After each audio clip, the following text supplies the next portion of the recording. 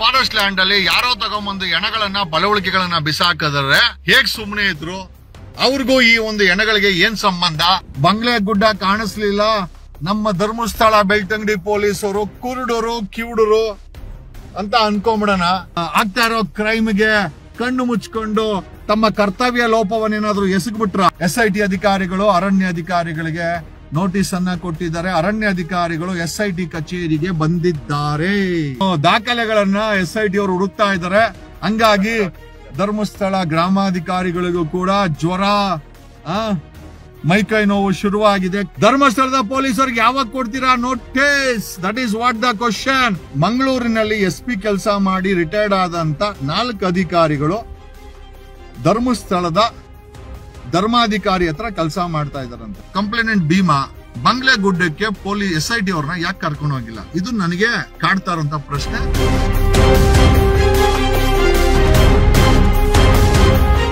ಧರ್ಮಸ್ಥಳ ಕೇಸಿಗೆ ಸಾಕಷ್ಟು ಬೆಳವಣಿಗೆಗಳು ಪ್ರತಿದಿನ ಪ್ರತಿ ಕ್ಷಣ ಆಗ್ತಾ ಇರೋದನ್ನ ಗಮನಿಸ್ತಾ ನಿಮ್ ಜೊತೆಗೆ ಈ ಧರ್ಮಸ್ಥಳ ಕೇಸ್ನಲ್ಲಿ ಒಂದಷ್ಟು ಬೆಳವಣಿಗೆ ಕಳೆದ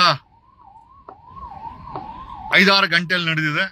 I just wanted to share it. ಬೇರೆ ಏನೂ ಅಲ್ಲ. We had filed a complaint to ನಾವು ರಾಜ್ಯದ CMಗೆ ಮತ್ತೆ SITಗೆ, ಸುಪ್ರೀಂ ಕೋರ್ಟು, ಹೈಕೋರ್ಟ್ಗೆ, CBI EDಗೆ ಕಾಪಿಗಳನ್ನ ಸರ್ವ್ ಮಾಡಿ ತನಿಖೆಯಲ್ಲಿ ಫಾರೆಸ್ಟ್ ಡಿಪಾರ್ಟ್ಮೆಂಟಿನ ರೇಂಜ್ ಫಾರೆಸ್ಟ್ ಆಫೀಸರ್ಗಳನ್ನ ಬೆಳ್ತಂಗಡಿ ಮತ್ತೆ ಧರ್ಮಸ್ಥಳದ ಕಳೆದ 20 ವರ್ಷದಲ್ಲಿ ಕೆಲಸ ಮಾಡಿದಂತ ಎಲ್ಲ ಫಾರೆಸ್ಟ್ ಆಫೀಸರ್ಗಳನ್ನ ಕರೀಬೇಕು ಅಂತ. ಕಾರಣ ಯಾಕೆ ಅಂತಂದ್ರೆ, ಈಗ ಬಂಗ್ಲೆ ಗುಡ್ಡದಲ್ಲಿ ಹೂತಾಕಿರೋ ಹೆಣಗಳು ಫಾರೆಸ್ಟ್ ಡಿಪಾರ್ಟ್ಮೆಂಟಿನ ಜುಡಿಕ್ಷನ್ ಬರ್ತದೆ, ಅವ್ರ ಸಂಬಂಧಕ್ಕೆ ಬರ್ತದೆ. ಬಂಗ್ಲೆ ಗುಡ್ಡದಲ್ಲಿ ಫಾರೆಸ್ಟ್ ಲ್ಯಾಂಡ್ ಅಲ್ಲಿ ಯಾರೋ ತಗೊಂಬಂದು ಹೆಣಗಳನ್ನ ಬಲವಳಿಕೆಗಳನ್ನ ಬಿಸಾಕಿದ್ರೆ ಅದನ್ನ ನೋಡ್ಕೊಂಡು ಇಷ್ಟು ದಿನ ಫಾರೆಸ್ಟ್ ಅಧಿಕಾರಿಗಳು ಅರಣ್ಯ ಅಧಿಕಾರಿಗಳು ಹೇಗಿದ್ರು, ಹೇಗ್ ಸುಮ್ನೆ ಇದ್ರು? ಅವ್ರಿಗೂ ಈ ಒಂದು ಹೆಣಗಳಿಗೆ ಏನ್ ಸಂಬಂಧ ಇಲ್ಲ ಅಂತಂದ್ರೆ ಯಾರೋ ತಂದು ಬಿಸಾಕ್ತಾ ಇದ್ರೆ ರೇಂಜ್ ಫಾರೆಸ್ಟ್ ಆಫೀಸರ್ಗಳು ಇನ್ಸ್ಪೆಕ್ಷನ್ಗೆ ಹೋಗ್ಲಿಲ್ವಾ? ಹೋಗಿದ್ರು ಕೂಡ ಈ ಪಳವಳಿಕೆಗಳು ಕಂಡಕ್ಕೆ ಕಾಣಿದ್ರೆ ಯಾಕೆ ಅದ್ರ ಮೇಲೆ ರಿಪೋರ್ಟ್ ಹಾಕ್ಲಿಲ್ಲ? ಸಂಬಂಧಪಟ್ಟಂತ ಪೊಲೀಸ್ ಠಾಣೆಗೆ, ಧರ್ಮಸ್ಥಳ ಪೊಲೀಸ್ ಠಾಣೆಗೆ ತಿಳಿಸ್ಲಿಲ್ಲ, ಬೆಳ್ತಂಗಡಿ ಪೊಲೀಸ್ ಠಾಣೆಗೆ ತಿಳಿಸ್ಲಿಲ್ಲ? ಅಥವಾ ಫಾರೆಸ್ಟ್ ಡಿಪಾರ್ಟ್ಮೆಂಟ್ ಅವರು ಈ ಕೊಲೆಗಳಲ್ಲಿ ಭಾಗಿಯಾಗಿದ್ದಾರ? ಸಂಬಂಧಪಟ್ಟಂತ ಫಾರೆಸ್ಟ್ ಡಿಪಾರ್ಟ್ಮೆಂಟ್ ಅವರು ಇದನ್ನೆಲ್ಲ ತನಿಖೆ ಮಾಡಬೇಕು. ಫಾರೆಸ್ಟ್ ಅಧಿಕಾರಿಗಳನ್ನ, ರೇಂಜ್ ಆಫೀಸರ್ಗಳನ್ನ, ಅಲ್ಲಿ ಕೆಲಸ ಮಾಡ್ತಾ ಇದ್ದಂತ ಜುಡಿಕ್ಷನ್ ಅರಣ್ಯ ಅಧಿಕಾರಿಗಳನ್ನ ಪ್ರಶ್ನೆ ಮಾಡಬೇಕು. ಈ ಕೇಸು ತಾರಕಕ್ಕೆ ಅಂತಿಗೋಗ್ಬೇಕಾದ್ರೆ ಅಂತ ಪೊಲೀಸರು, ಧರ್ಮಸ್ಥಳ ಪೊಲೀಸವ್ರಿಗೇನೋ ಬಂಗ್ಲೆ ಗುಡ್ಡ ಕಾಣಿಸ್ಲಿಲ್ಲ, ನಮ್ಮ ಧರ್ಮಸ್ಥಳ ಬೆಳ್ತಂಗಡಿ ಪೊಲೀಸರು ಕುರುಡರು ಕಿವುಡರು ಅಂತ ಅನ್ಕೊಂಬಿಡೋಣ. ಆದ್ರೆ ಫಾರೆಸ್ಟ್ ಅಧಿಕಾರಿಗಳು ಕಿವುಡ್ರು ಕುಂಟ್ರ ಅವ್ರ ಕಣ್ಗೂ ಈ ಪಳವಳಿಕೆಗಳಿಗೆ ಬಿದ್ದಿಲ್ವಾ? ಒಬ್ಬ ಫಾರೆಸ್ಟ್ ರೇಂಜ್ ಆಫೀಸರ್ ಪ್ರತಿ ಬಾರಿ ತನ್ನ ರೇಂಜ್ ಅಲ್ಲಿ ಇನ್ಸ್ಪೆಕ್ಷನ್ ಗಳನ್ನ ಮಾಡಬೇಕಾಗತ್ತೆ, ಪ್ಯಾಟ್ರೋಲಿಂಗ್ ಅನ್ನ ಮಾಡಬೇಕಾಗತ್ತೆ. ಪ್ಯಾಟ್ರೋಲಿಂಗ್ ಮಾಡ್ಬೇಕಾದ್ರೆ ಈ ಬಂಗ್ಲೆ ಗುಡ್ಡ ಫಾರೆಸ್ಟ್ ಡಿಪಾರ್ಟ್ಮೆಂಟ್ ಕಡೆ ಬರುತ್ತೆ. ಈ ಪ್ಯಾಟ್ರೋಲಿಂಗ್ ಮಾಡ್ಬೇಕಾದ್ರೆ 100 ಪಳವಳಿಕೆಗಳು, 10 ಪಳವಳಿಕೆಗಳು ನಮ್ಮ ಅರಣ್ಯ ಅಧಿಕಾರಿಗಳ ಕಣ್ಣಿಗೆ ಬಿದ್ದಿಲ್ವಾ? ಅಥವಾ ಬಿದ್ರು ಕಣ್ಣು ಮುಚ್ಕೊಂಡು ಕಿವುಡ್ರ ತರ ಅಥವಾ ಬ್ಲೈಂಡ್ ತರ ಇವ್ರೇನಾದ್ರು ಅದಕ್ಕೆ ಆಗ್ತಾ ಇರೋ ಕ್ರೈಮ್ಗೆ ಕಣ್ಣು ಮುಚ್ಕೊಂಡು ತಮ್ಮ ಕರ್ತವ್ಯ ಲೋಪವನ್ನೇನಾದ್ರೂ ಎಸಗ್ಬಿಟ್ಟಿದ್ರೆ ಖಂಡಿತವಾಗಿ ಜೈಲ್ಗೆ ಹೋಗ್ತಾರೆ ಅರಣ್ಯ ಅಧಿಕಾರಿಗಳು.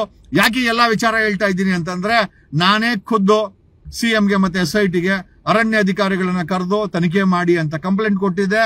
ಇಂದು SIT ಅಧಿಕಾರಿಗಳು ಅರಣ್ಯ ಅಧಿಕಾರಿಗಳಿಗೆ ನೋಟಿಸ್ ಅನ್ನ ಕೊಟ್ಟಿದ್ದಾರೆ. ಅರಣ್ಯ ಅಧಿಕಾರಿಗಳು SIT ಕಚೇರಿಗೆ ಬಂದಿದ್ದಾರೆ.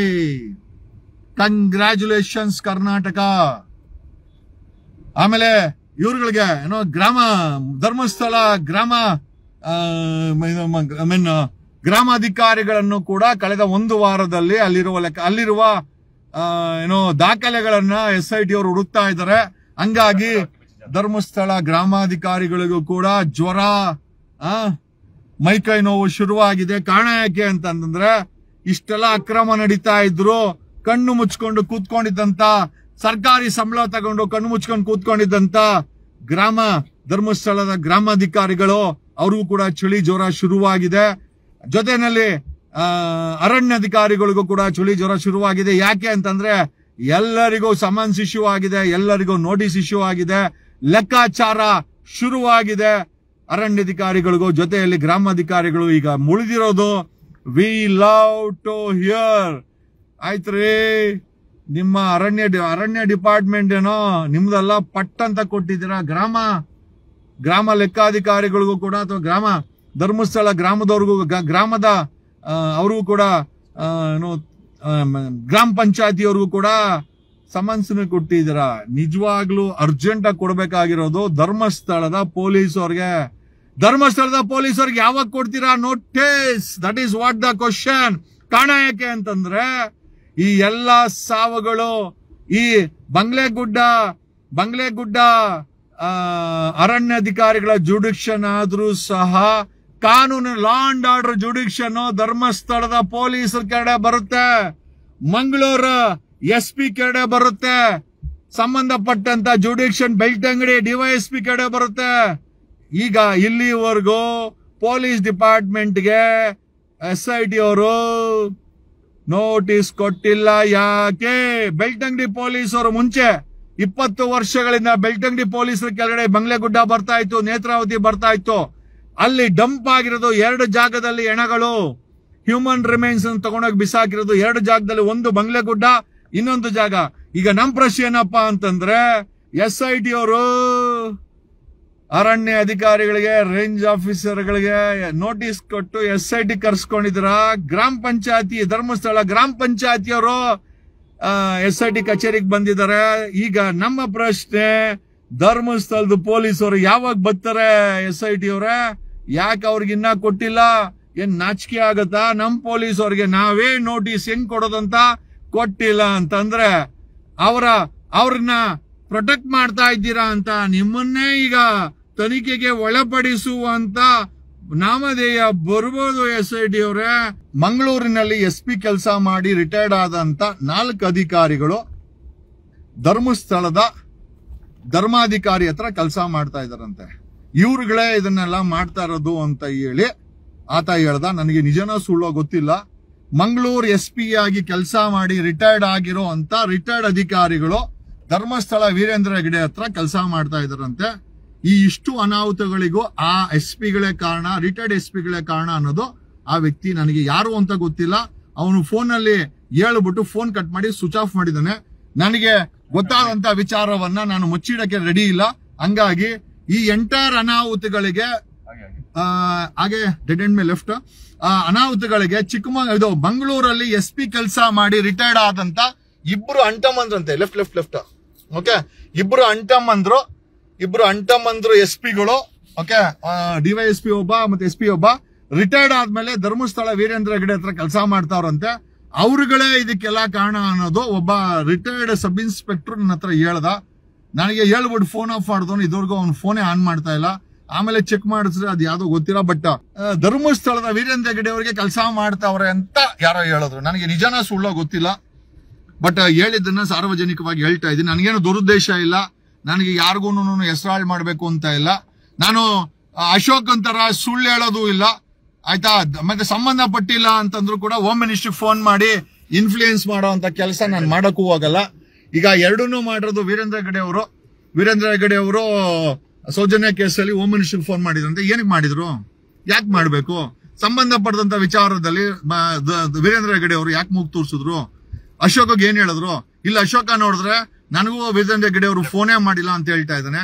ಈಗ ವೀರೇಂದ್ರ ಹೆಗ್ಗಡೆ ಏನ್ ಹೇಳಿದ್ರು, ಅಶೋಕ ಏನ್ ಮಾಡಿದ ಸೌಜನ್ಯ ಪ್ರಕರಣದಲ್ಲಿ ಇದು ತನಿಖೆ ಆಗ್ಬೇಕು.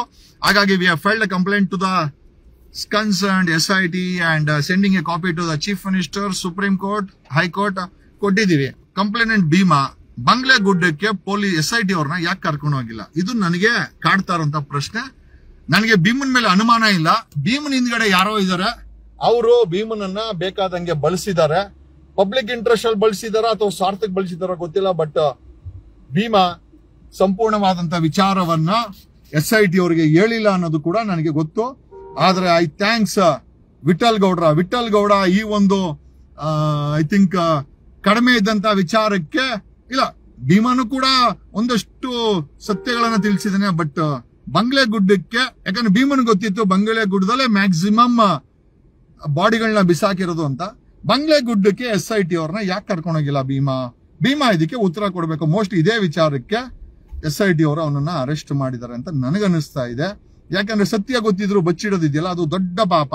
ಒಬ್ಬ ಕಂಪ್ಲೇನೆಂಟ್ ಆಗಿ ತಾನೇ ಹೆಣಗಳನ್ನ ತಗೊಂಡೋಗಿ ಬಿಸಾಕಿ, ಈಗ ಅವಕಾಶ ಸಿಕ್ಕಿದಾಗ ಮ್ಯಾಜಿಸ್ಟ್ರೇಟ್ ಹತ್ರ ನಿಜ ಹೇಳ್ಬೋದಾಗಿತ್ತು. SIT ಅವ್ರಿಗೆ ಹೇಳಿಲ್ಲ ಅಂದ್ರೂ ಪರವಾಗಿಲ್ಲ, ಮ್ಯಾಜಿಸ್ಟ್ರೇಟ್ ಹತ್ರ ನಿಜ ಹೇಳ್ಬೋದಾಗಿತ್ತು, ಅವ್ರ ವಕೀಲರು ಹೇಳಿಸ್ಬೋದಾಗಿತ್ತು. Somewhere I feel something is very fishy. But ಹಂಗನ್ಬಿಟ್ಟು ನಮ್ ಬಸವರಾಜ ಬೊಮ್ಮಾಯಿ ಹೇಳ್ತಾರಲ್ಲ ಷಡ್ಯಂತ್ರ, ಆ ಷಡ್ಯಂತ್ರ ಈಗ ಏನೋ home minister Ashok, home minister Soujanya ಕೇಸನ್ನ ಮುಚ್ಚಕಕ್ಕೆ ಏನೇನ್ ಷಡ್ಯಂತ್ರ ಮಾಡ್ದ ಅಶೋಕ್, ಅದನ್ನ ಬಾಯಿ ಬಿಡ್ಸೋಕೋಸ್ಕರ ಈಗ SIT ಅವ್ರಿಗೆ ಅಶೋಕನ್ ಮೇಲೆ ಮತ್ತೆ ಡಾಕ್ಟರ್ ವೀರೇಂದ್ರ ಹೆಗಡೆ ಅವ್ರ ಮೇಲೆ ಇಬ್ಬರ ಮೇಲೂ ಕಂಪ್ಲೇಂಟ್ ಹಾಕಿದೀವಿ. Directly the charges on both of them. ಸಂಬಂಧಪಡದ ಕೇಸ್ಗೆ, ಸೌಜನ್ಯ ಕೇಸ್ಗೆ ಡಾಕ್ಟರ್ ವೀರೇಂದ್ರ ಹೆಗಡೆ ಅವರು ಏನಕ್ಕೆ ಫೋನ್ ಮಾಡಿದ್ರು, ಅವ್ರಿಗೂ ಇದಕ್ಕೆ ಸಂಬಂಧನೇ ಇಲ್ಲ ಅಂದ್ಮೇಲೆ ಯಾಕೆ ಫೋನ್ ಮಾಡಿದ್ರು? So that is the first point. ನಾವು Veerendra Hegde has to explain why he called up Ashoka. ಈಗ ಅಶೋಕನಿಗೆ ಫೋನ್ ಮಾಡಿದ್ರು ರಿಪಬ್ಲಿಕ್ ಟಿವಿನಲ್ಲಿ ಸಾರಾ ಸಗಟಾಗಿ ಫೋನೇ ಮಾಡಿಲ್ಲ ಅಂತಾನೆ. ಬಟ್ ಆದರೆ ಅದನ್ನ ವೀರೇಂದ್ರ ಹೆಗಡೆ ಅವರು ವಿಡಿಯೋದಲ್ಲೇ ಒಪ್ಕೊಂಡಿದ್ದಾರೆ. ಸೊ ಒಳ್ಳೆ ಇಂಟ್ರಾಗೇಷನ್ ಮಾಡಿ ಕೇಸ್ಗೆ ಟ್ವಿಸ್ಟ್ ಕೊಟ್ಟಂತವ್ರು ರಿಪಬ್ಲಿಕ್ ಟಿವಿ ಅವರು. ನಾನು ನಿಮ್ ಟಿವಿ ನೋಡಲ್ಲ, ಬಟ್ ಇನ್ಮೇಲೆ ಟಿವಿ ನೋಡ್ತೀನಿ. ಯಾಕೆ ಅಂತಂದ್ರೆ ಲವ್ ಯು. ನೀವು ಒಂದು ನಿಜ ಹೇಳ್ತೀನಿ, ಗೊತ್ತಿಲ್ದಿರ ಬ್ಲೆಸ್ಸಿಂಗ್ಸ್ ಇನ್ ಡಿಸ್ಗೈಸ್ ಅಂತಾರೆ. ರಿಪಬ್ಲಿಕ್ ಟಿವಿ ಅವರು ನಿಜವಾಗ್ಲೂ I should appreciate for bringing for publicly interrogating Ashok and bringing the truth out. I love Republic TV. Thanks a lot. Love you all. ಒಂದಂತೂ ನಿಜ, ಸತ್ಯ ಬೆಂಕಿ ಇದ್ದಂಗೆ, ಯಾರು ಅದನ್ನ ಕಟ್ಟಕ್ಕಾಗಲ್ಲ. ಎಷ್ಟೇ ತಣ್ಣೀರ್ ಹೆಚ್ಚಿದ್ರು ಆ ಬೆಂಕಿ ಅಂತೂ ಆರಲ್ಲ. ಸತ್ಯ ಹೊರಗಡೆ ಬಂದೇ ಬರುತ್ತೆ.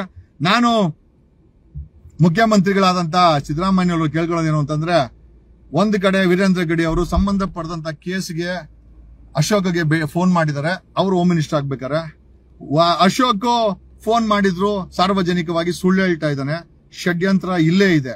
ಬಿಜೆಪಿಯ ಅಶೋಕ್ ಹೋಮ್ ಮಿನಿಸ್ಟರ್ ಆಗಿದ್ದಾಗ ಸೌಜನ್ಯ ಪ್ರಕರಣದಲ್ಲಿ ಷಡ್ಯಂತ್ರ ಮಾಡಿದ್ದಾನೆ. ಹಾಗಾಗಿ ಡಾಕ್ಟರ್ ರಶ್ಮಿಯನ್ನ, ಅಶೋಕನ್ನ ತನಿಖೆ ಮಾಡಿದಂತ IOನ, CID ಅವರನ್ನ, ಜೊತೆಲಿ CBIಗೆ, SIT ಮುಂದೆ ತನಿಖೆಗೆ ಸೌಜನ್ಯ ಕೇಸಲ್ಲಿ ಹಾಜರಾಗ್ಲಿಕ್ಕೆ ಸರ್ಕಾರ SITಗೆ ಆದೇಶ ಮಾಡಬೇಕು ಅಂತ ಹೇಳುತ್ತಾ, we love truth coming out and we will wait. ನಮ್ಗೆ ತಾಳ್ಮೆ ಇದೆ, ಆ ತಾಳ್ಮೆಯಿಂದ ವೇಟ್ ಮಾಡ್ತೀವಿ.